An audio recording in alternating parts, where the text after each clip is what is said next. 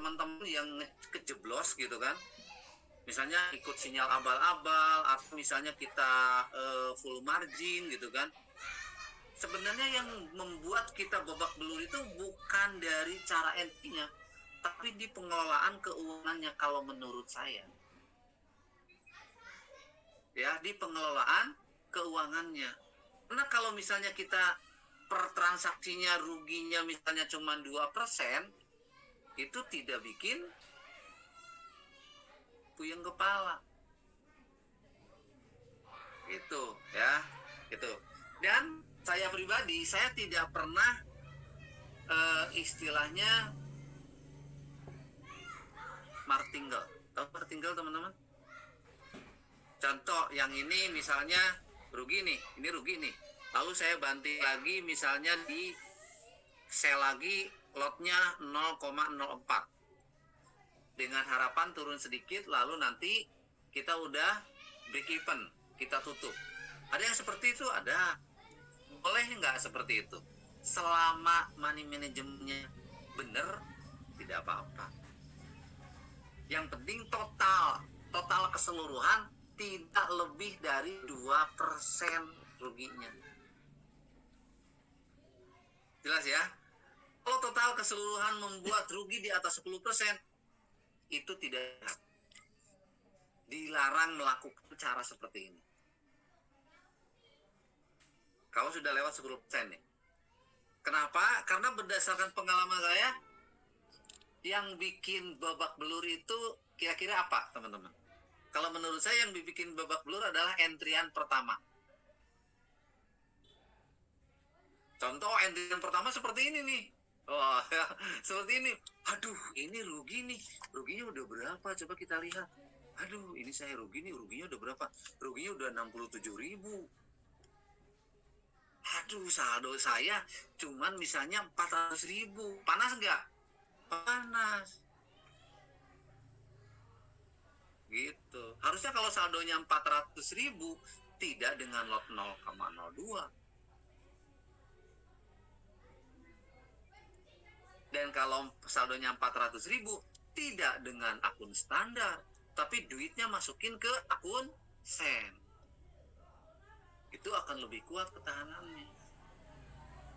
Saya menyarankan teman-teman yang punya yang tradingnya mau dengan modal di bawah $200, di bawah 3,4 juta, saya sarankan mendingan deponya ke akun sen aja. Minimal ketahanan nanti kuat.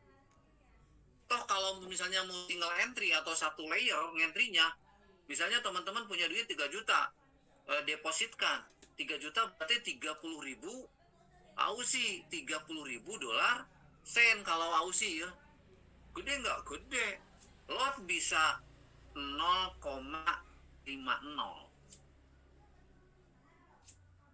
kalau ke layer atau 0, atau 1,0 bisa kalau satu layer. Kalau lotnya kalau saldonya 30.000 dolar sen, hasilnya juga bagus.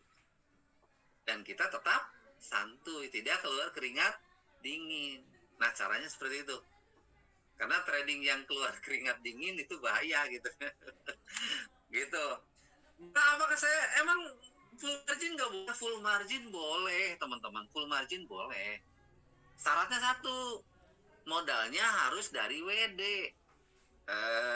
Kita WD nih 1 juta, ya udah buat default full margin misalnya 300.000, yang 700 dinikmati atau untuk nambah akun gitu. Gitu ya. Jadi cara analisanya untuk sinyal-sinyal transaksinya, untuk sinyal-sinyal, jadi tinggal diperhatikan aja penyilangan terutama EMA 710 nyilang 50, berarti ini trennya tren turun untuk tren jangka pendeknya, ini tren turun untuk jangka pendek. 710 nyilang 50 nih tuh. Oke. Nah, terus kalau misalnya yang ini nih 710 nyilang 50, udah jelas ini trennya tren naik. Itu teori para EMA. Apalagi kalau gini nih, kalau teman-teman ngelihat misalnya ada candle yang mantul di EMA 50 kayak begini, itu kita kita bisa katakan itu ikannya paus ya, ikan gurame ya. Jadi bisa ambil tuh dapat profit banyak. Pantulan EMA 50. Boleh dibuat catatan penting. Para EMA digunakan untuk pantulan aja gitu. Mau EMA 50, mau EMA 100, mau EMA 200, itu digunakan sebagai pantulan. Dan kalau teman-teman lagi ngeceknya misalnya di M15 atau misalnya di 1, maka cari candle pembalikannya di time frame yang kecilnya. Jelas ya? Supaya yakin. Tuh. Catatan penting lagi, para EMA ini tidak bisa digunakan ketika market bolak-balik atau market lagi sideways. Jadi marketnya lagi sideways, dilarang pakai jurus para EMA. Kalau marketnya lagi sideways misalnya, maka kita bisa gunakan SNR pendek. Atau kalau teman-teman saldonya kecil, marketnya lagi sideways, lagi begini nih. Ini marketnya lagi benih. Jadi garis EMA 710-nya ini dempet banget ya. Mendingan tutup layar handphonenya atau laptopnya, kita lakukan aktivitas yang lain. Jangan paksakan transaksi. Ada yang gatal tangan nggak? Tidak gatal tangan, jangan dipelototin. Jelas ya? Jadi kalau marketnya lagi sideways, lagi bolak-balik, jangan pernah lakukan transaksi. Tapi saya kalau misalnya mau ngentri di market yang sideways, caranya gimana? Mana sih market sideways? Nah ini nih. Ini nggak sideways, ini trennya lagi turun ya.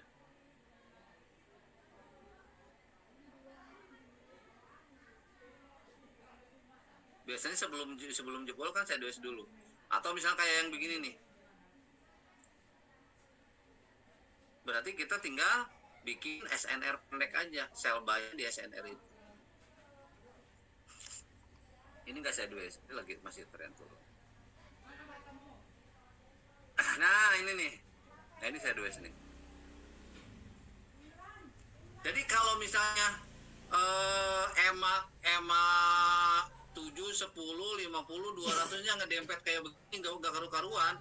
Ini marketnya lagi bolak-balik atau lagi sideways. Apa yang harus kita lakukan teman-teman? Kalau saya lebih bikin ini. Nah gini.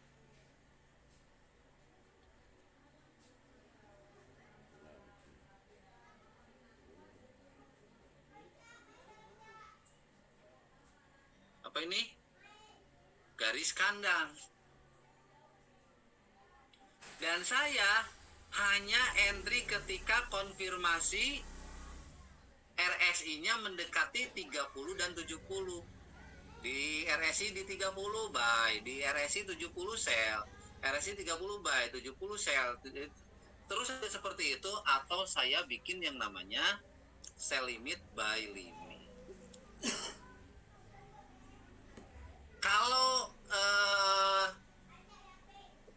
sprintnya lagi tipis, saya pantoknya di time frame-nya lebih kecil, misalnya M5.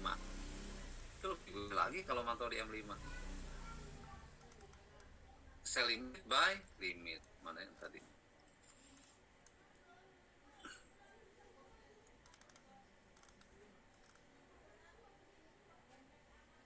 Sini ternyata. Oh. Saya pantaunya M5. Kalau sprintnya tipis. Kalau sprintnya lebar jangan ya. Jadi kalau sprintnya lebar kita pantau di time frame besar aja biar tidak ini ya kejebak. M5-nya gini bolak-balik tuh. Tunggu sampai jebol. Kalau misalnya ini jebol ke bawah, udah ikut kita cari sell. Gitu aja. Hanya itu sih teman-teman. Kalau saya ada pertanyaan nggak sampai sini? Atau bentar, saya buka dulu deh. Ini tadi untuk intraday itu dimulai dari H1 atau H4, Bah? Ini Bang Isam yang nanya ya? Iya, Bah. Ya, siap. Bang Isam ini juga ada tweetan. Prasangka forex adalah judi, habis itu saya jelaskan sistem kerjanya. Betul Bang Isam, di luar sana banyak kan yang orang bilang gitu ya Bang. Iya, Bang. Betul. Kemarin sih saya sempat ada nolongin anak kuliahan. Mau Kenapa? saya didik juga kan, saya didik. Dia anak kuliah ini bagian ekonomi, tapi dia bermain di saham. Nah, dia nggak ngerti forex. Mau saya ajain masuk kelasnya Abah, gitu kan. Saya tanggung biayanya, saya sekolahin gitu maksud saya. Tapi saya suruh belajar Morningstar, Everningstar, orangnya malah kebingungan, nggak mau. Ya sudah, pikir saya mungkin nggak nyampe pikirannya, itu aja sih, Bah. Pertama nggak nyampe, yang kedua kita sedikit agak sedih ya, tapi tidak semuanya. Beberapa anak-anak muda mindsetnya jelek. Anak saya sendiri seperti itu. Gak tahu didikannya dari mana. Saya kemarin lagi, ini kan saya lagi ngajarin anak saya untuk bisa mulai belajar. Tapi gila, luar biasa malasnya. Mungkin sama dengan persis yang Bang Isam barusan bilang. Maka saya lagi cari akal bagaimana dia itu ngerti tentang masa depan. Sampai saya nasihati, kamu dikuliahkan sama orang tuamu, diberikan beasiswa oleh negara. Maksudnya negara itu bila mana nanti kamu lulus dan statusmu sarjana, bagaimana kamu tuh menjadi seseorang yang bisa menjadi orang yang tidak membebani negara. Yang dimaksud itu kamu bisa membuka lapangan pekerjaan, atau kamu bisa membuka peluang-peluang bisnis yang lainnya, bukan malah kamu cari kerja. Saya bilang gitu sih, Pak. Ya betul. Saya pun kemarin aja saya ke anak saya sampai ngomong gini. Saya tidak mau nyekolahin kamu, tapi nanti keluar sekolah kamu itu terbebani untuk cari kerja. Kenapa? Karena yang namanya sarjana itu adalah pencipta. Sarjana itu orang pinter. Maka sarjana ngelamar pekerjaan. Itu yang pertama. Jadi tidak ada beban dari sekolah untuk nyari pekerjaan. Tapi bagaimana kita sekolah keluar udah jadi pengusaha? Benar, Bang. Dasarnya dari mindset ketika awal ini. Bagaimana kita kuliah, sekolah minimal tidak minta ke orang tua. Kalau ada cara cari uang dari handphone yang bisa bikin kita punya uang jajan sendiri, kenapa malah pilih main game? Kan gitu, Bang. Bener, Bang.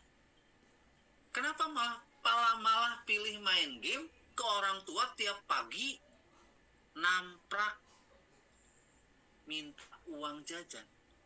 Padahal ada waktu luang yang digunakan main game, harusnya mau berpikir untuk mencari uang jajan sendiri. Ketika nanti udah kuliah, minimal biaya kuliah ditanggung sendiri. Walaupun orang tuanya ada, jangan pernah istilahnya cengeng, segala macam minta sama orang tua. Kayaknya mindset atau cara berpikir, cara pandang seperti itu yang memang pelan-pelan harus kita masukin ke anak-anak muda hari ini. Gitu. Bahkan tadi saya ngeri,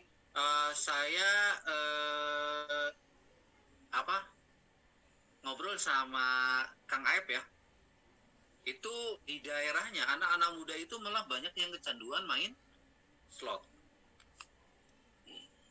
bahkan sampai ngejual kendaraan, ngejual motor atau mobil, bahkan kebun juga ada digunakan untuk main slot. Saya kira bukan hanya daerah kami di sini, mungkin di Kalimantan, mungkin di Sumatera, di tempat-tempatnya teman-teman juga bisa aja seperti itu. Ada nggak? Bener nggak? Banyak, Bang. Di tempat saya sampai 1 eman orang Gitu. tuanya kor itu. Nah, artinya kita sebagai orang yang ada di sini yang udah paham mulai mempelajari ilmu trading forex, PR besar. Kita geser main mereka pelan-pelan, kita ajakin mereka bagaimana memiliki yang namanya karir, menjadi seorang trader untuk bisa menatap masa depan. Kenapa? Karena orang bisa dapat puluhan juta dari main slot, dari judol, sampai beli mobil Pajero misalnya, Pak, sampai punya rumah miliaran dari judul, tidak akan bangga dirinya dan tidak akan pernah bangga keluarganya. Enggak. Malah malu, benar nggak? Tapi ketika orang bisa sukses jadi dari trading, profesi dia sebagai seorang trader, negara kan yang namanya trading itu legal ya. Kalau yang benar tradingnya bukan nitip-nitip investasi. Enggak. Kamu di mana? Saya seorang trader. Nah, itu. Kita mungkin PR kita nanti Bang Isam, anak-anak muda itu harus dimasukin mindset cara-cara pandang seperti itu nih, Bang. Bener Bang. Sampai kemarin saya bilangin, kamu masuk akademinya abah saya itu yang orang Tasik itu saya tanggung biayanya, saya bilang gitu. Sampai orangnya tetap ngelak-ngelak aja. Oke, siap, nggak apa-apa. Nanti pelan-pelan aja mungkin dengan buktinya Bang Sam, dia butuh sesuatu kita bantu pelan-pelan gitu kan. Biasanya orang akan merasa berhutang budi atau apa ya? Akan lebih mendengar kita kalau kita banyak membantu dia. Biasa seperti itu. Mudah-mudahan Bang Isam rezekinya berlimpah nih dari trading. Amin Bang. Ini saya mau nanya ini intraday tadi tuh loh Bah, minta diulang karena saya terus terang saya murni MRC ya, murni MRC nafas di M15, M5 atau H1. Saya cari, kalau H1 kan saya cari momennya di M5. Kalau di M15 kan di M1. Nah, untuk intraday-nya tadi tuh loh, Bah. Saya mau ganti metode untuk intraday, kadang scalper bisa gitu kan enak, Bah. Intraday itu di D1 H1, Bang. Jadi boleh analisanya misalnya di D1.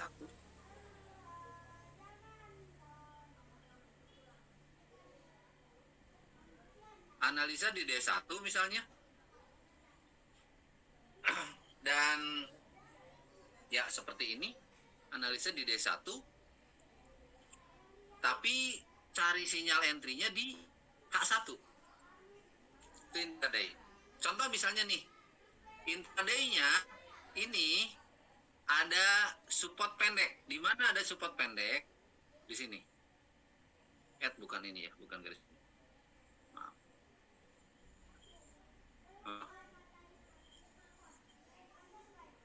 Nah, ini kan misalnya wis satunya di mana tuh?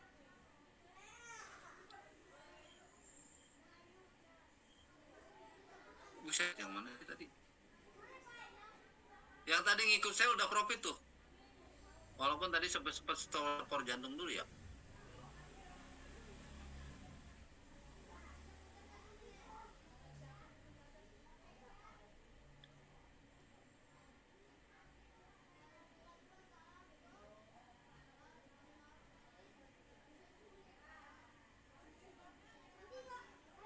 Nah, ini kan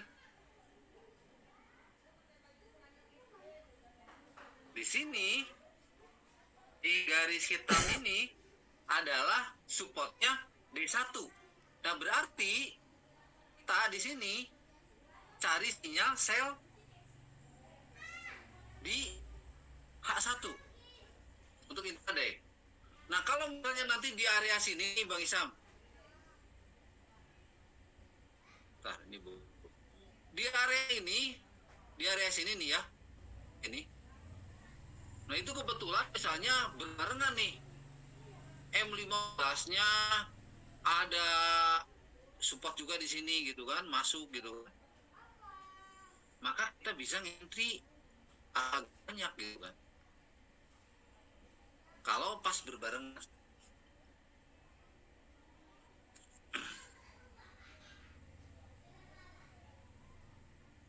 Dan di sini kan bersamaan dengan EMA 7 untuk daily-nya.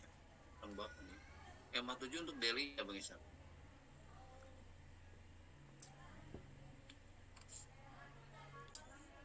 Daily di sini bikin apa? Ininya gulping ya. Tapi ini kan selesainya besok jam 7. Artinya masih kita sebenarnya bisa ngambil area sell di H1-nya. Tapi tunggu dulu nanti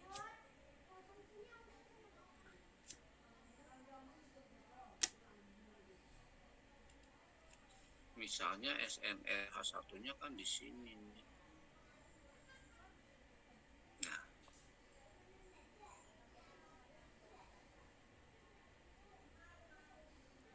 di sini bisa saya limit.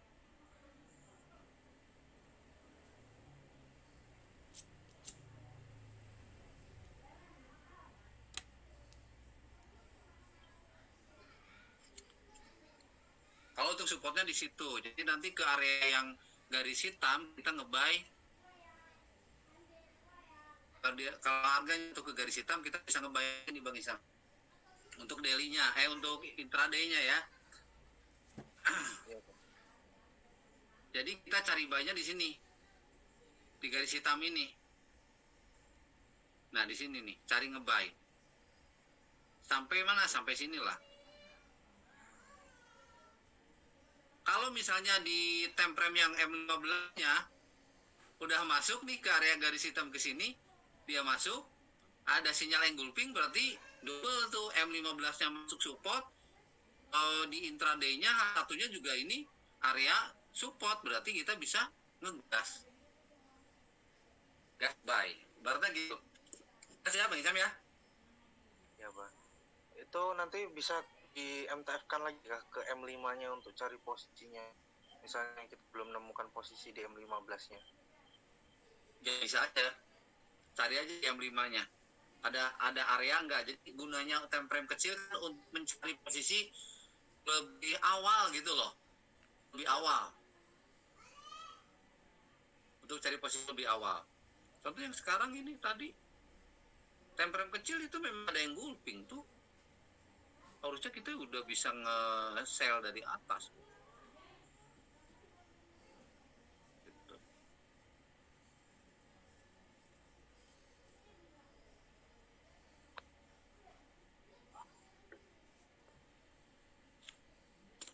Takut malah teman-teman yang lain malah puyeng, bentar.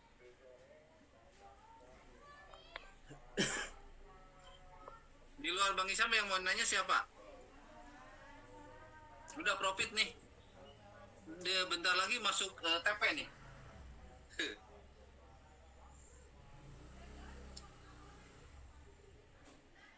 Pak Haji maaf sinyalnya luplok.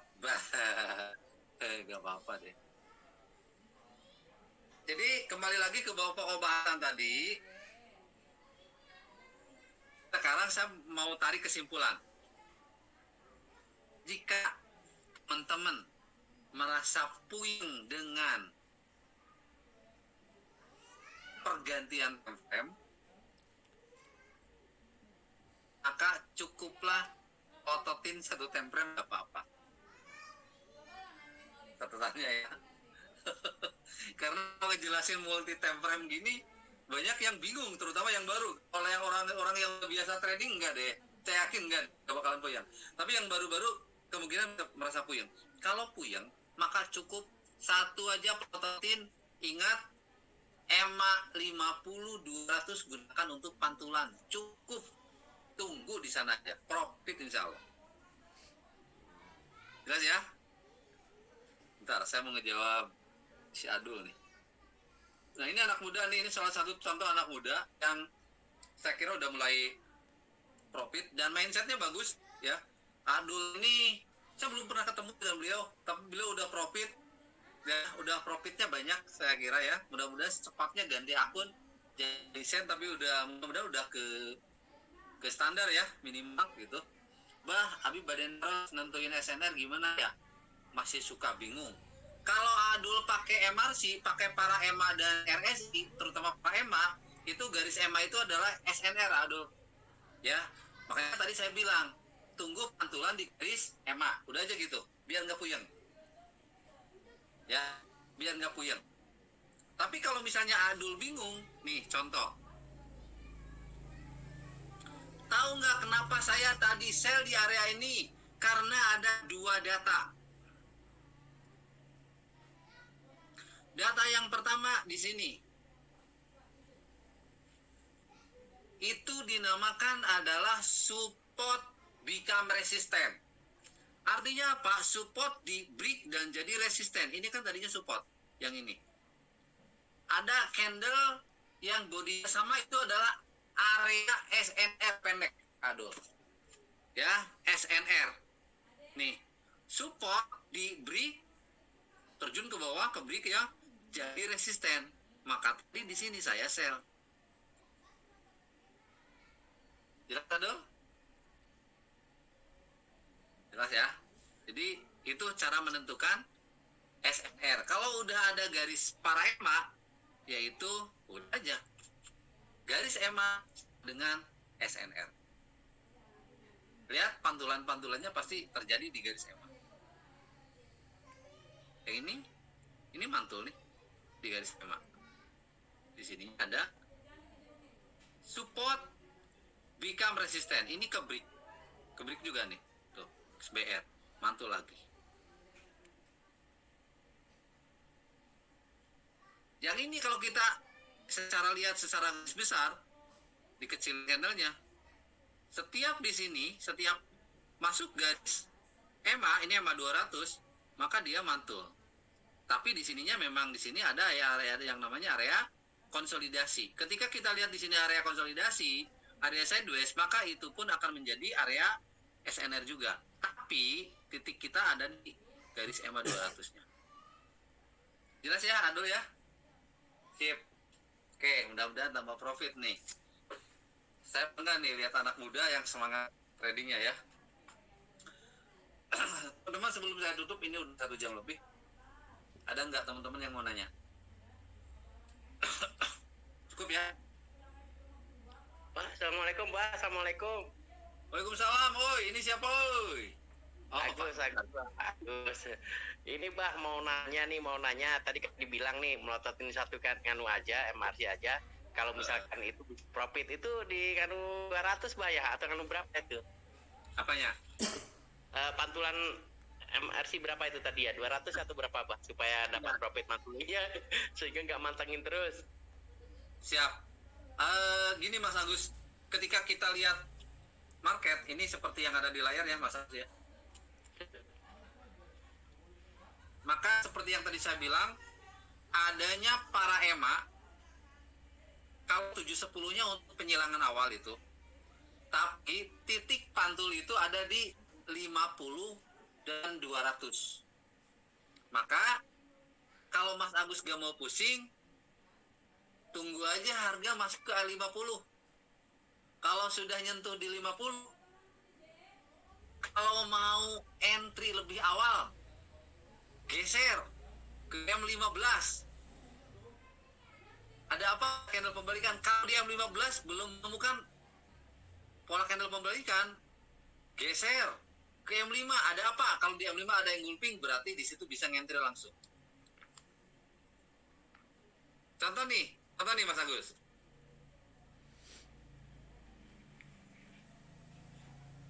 Contoh nih Mas Agus nih. Bentar ya. Nah ini udah ngejebol EMA 200. Tapi ingat, saya apa bahasanya ya? Mohon maaf nih teman-teman yang udah biasa trading. Saya nggak bisa, karena saya bukan sekolahan, saya nggak bisa menggunakan bahasa yang apa ya. Kalau orang master saya bilang apa ya, liquidity apa ya? Dia ngambil SL gitu kan.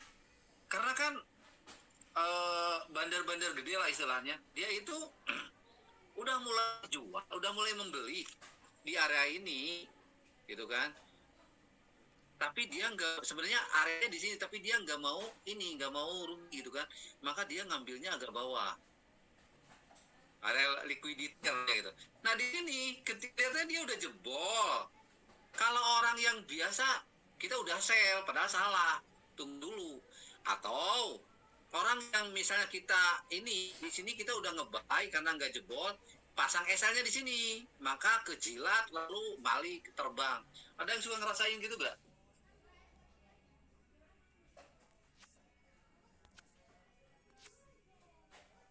Lihat RSI-nya, dia RSI-nya di 18, takutnya dia turun ke 10, biarin.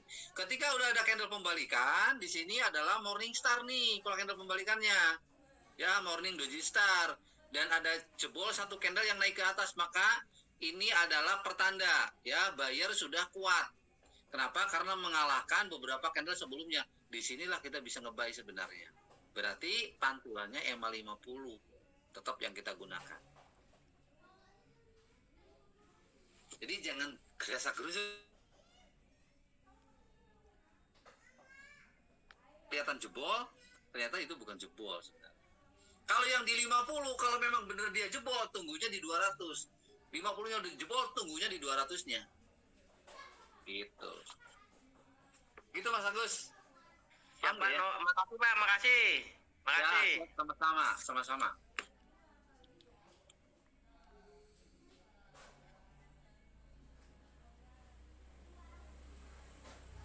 Bah, saya nggak sabaran nih, Bah. Saya misalnya ingin lebih cepat entry. Ada kayak seperti itu. Kalau bagi pasukan yang tidak sabaran, yang ingin cepat entry, yang scalping, dah wis gini aja. Pantenginnya di MA50, satu syarat ketika dia masuk MA50, maka RSI-nya di 70. Wis, dah. Ya, kalau trennya lagi turun. Tren yang membedakan tren naik dan turun gimana sih, Bah? Ini narasinya. Ketika candle di bawah EMA 200 dan semua para EMA yang lain, semua garis EMA yang lain di bawah EMA 200, maka trennya lagi turun. Itu aja. Ketika candle di atas EMA 200 dan semua para EMA yang lain di atas EMA 200, maka trennya lagi naik. Ketika EMA 200, EMA 50 dan EMA 710 dia ngedempet, ya udah itu sideways. Gitu aja. Oke, jelas ya. Maka kalau yang mau pasukan yang M1 yang tidak sabar ingin cepat entry, ya udah tinggal tunggu harga masuk ke EMA 50 atau EMA 200 baru sell di situ. Tungguin gitu. Kalau saldonya gede, satu layer aja, biarin aja. Kalau saldonya gede, ya. Kalau nggak mau pasang SL, tunggu. Tapi kalau udah terbangnya terlalu tinggi gitu kan, udah penyilangan emang 50-nya nyilang lagi ke 200, ya udah berarti itu jebol. Contoh di sini, M1 ya, tuh, EMA 200. 200. Tapi di samping itu yang ngambil 50 juga dapat profit. Tapi ini lihat M1 copet. Sabar nggak nunggu nyampe nyentuh EMA 200? Kalau sabar silakan lakukan. Dan ini pun mungkin butuh sekitar 1 jam sekali, 2 jam sekali, sama aja. Oke, jelas ya teman-teman. Itu teori para EMA yang saya gunakan. Yang penting kuncinya sabar, nunggu harga masuk ke garis-garis EMA. Ketika market lagi sideways, maka gunakan SNR pendek. Atau kalau misalnya teman-teman yang mau ambil swing, tandain aja SNR di area swingnya. Di area SNR swingnya atau SNR intraday-nya.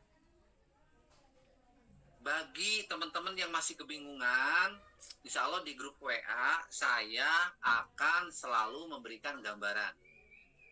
Selain di grup WA, khusus yang berbayar ya teman-teman udah ngambil kelas berbayar, saya akan pantau langsung, bahkan terus akan edukasi setiap hari pun saya siap. Insya Allah kalau sayanya lagi kosong, itu di grup mentoring Telegram. Ya, silakan teman-teman yang mau masuk ke grup WA, tinggal japri ke saya. Tadi sudah saya sampaikan di awal, Anda tinggal buat akun trading di Agnes yang sudah daftar dari link saya dulu. Buat akun trading, Bah tidak langsung deposit gak apa-apa, tidak apa-apa, dan infokan ke saya akun tradingnya. Maka nanti saya akan kondisikan teman-teman untuk bisa masuk grup yang WA. Tujuan saya cuma satu, sambil teman-teman belajar, sambil teman-teman memahami, teman-teman bisa mencicipi profit. Itu aja, gak ada yang lain. Tapi jangan pernah tergantung dengan sinyal entry saya. Dilarang. Kenapa? Karena kalau teman-teman tergantung dengan sinyal entry saya, teman-teman nantinya tidak bisa jadi trader mandiri. Silakan Ibu yang mau bertanya barusan. Iya, Abah, saya Ibu Ade. Iya, dari Lampung. Silakan.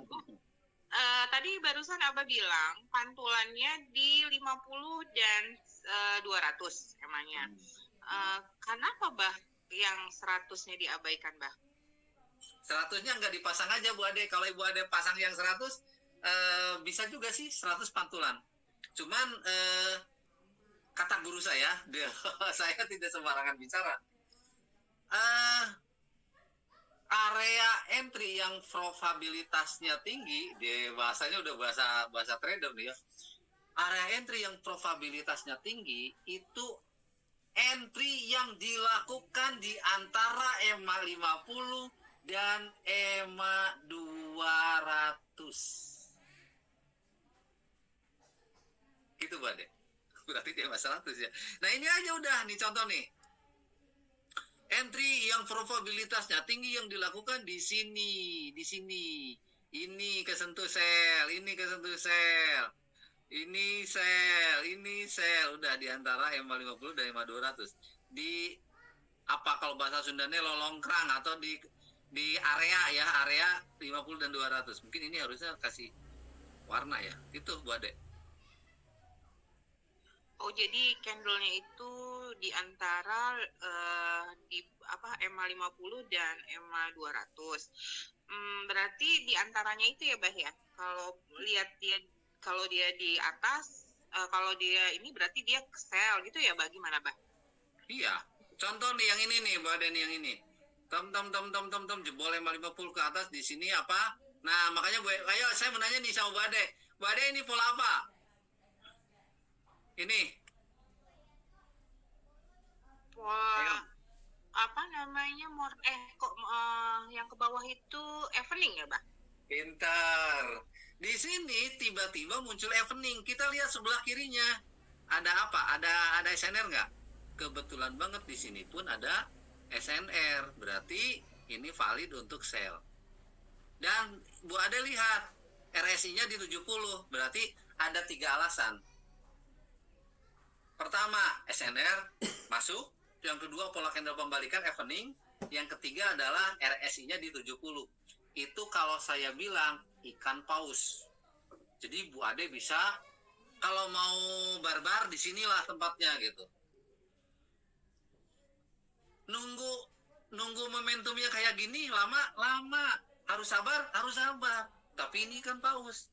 Nunggunya lama, begitu ada momentum gaspol. Profit gede. Daripada kita copet nanti kecopetan. Sehari 100 entry, mendingan sehari 5 entry tapi bener-bener dapat dagingnya. Gitu Bu. Ya lo Bu Ade, enak yang daging Bu Ade. Udah banyak dagingnya ini. Kalau bisa dibagi nih dagingnya biar langsing. Karena setiap ada candle pembalikan, nah coba yang ini nih Bu Ade nih. Nah ini yang pertama nih.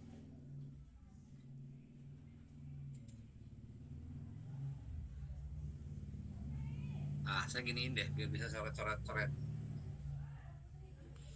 Oke, Bu Ade, kenapa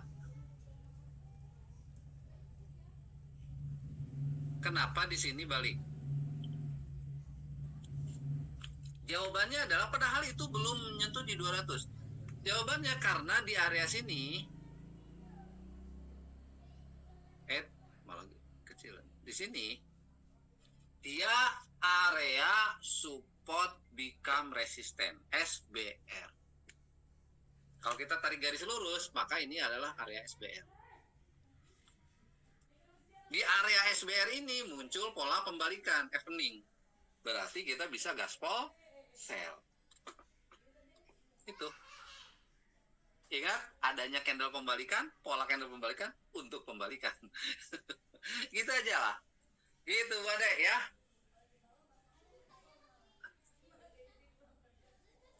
Yang lain ada yang mau nanya? Sebelum saya tutup. Sedikit tanya, Bah. Boleh. Siapa ini? Bojonegoro. Ois. Monggo, Pak. Nah, ini kasus yang tadi, Bah, ya. Kasus yang sore tadi saya alami dengan sampai diskusi dengan Abang tadi ya. Oh, yang ngebay ya, Pak ya? M5 tadi engulfing tadi loh, Bah. Iya. Bukan tadi Yang mana cuma sih? Yang mana sih, eh? Yang mana ya? datanya tadi Pak, sore tadi M5. Masih ingat nggak Pak? Yang di mana nih? Nah, seperti itu tidak tahu Pak. Bukan buahnya tadi. Ah, Kasusnya tadi tadi yang pertama, ngebay kan? Tadi ngebay. saya alasannya kan ada 3 engulfing, 1. Kemudian ada di RSI sudah menyentuh 30. Kemudian juga dimasuk di support. Nah, itu kan tadi nafas, kemudian saya ambil. Nah, akhirnya kan terjun ke bawah lagi. Seperti itu Pak tadi Pak. Sideways Pak, sideways tadi Pak. Saya curiga yang ini tadi deh. Atau yang ini apa? Ketipu engulfing di tren kayaknya itu, Pak. Iya, sideways. Kemudian Ya, saya ambil. jadi gini nih contoh nih. Ini pertama kita bahas pergerakan besar. Kalau begini nih contohnya nih. Mau di M berapapun ya. Ini tren lagi turun, betul? Tren lagi turun.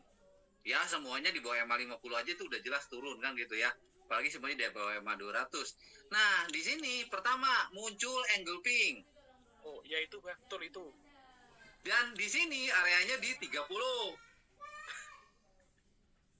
Betul? Betul. Yang harus jadi catatan, engulfing yang itu tidak dikonfirmasi candle hijau. Satu itu dan itu bukan sinyal. Maka itu jebakan. Setiap ketika berlawanan arah, nih ya, setiap ketika berlawanan arah dan tidak dikonfirmasi oleh candle hijau, maka itu jebakan. Dan dia mantul. Oh iya bener yang tadi ini, yang tadi di sini nih. Kenapa? Karena tadi saya ngambil sel kan di sini. Yang Bapak ngambil, saya ngambil tadi di grup pada profit. Nah, ketika lalu di sini ada engulfing tapi tidak diikuti dengan candle hijau selesainya, maka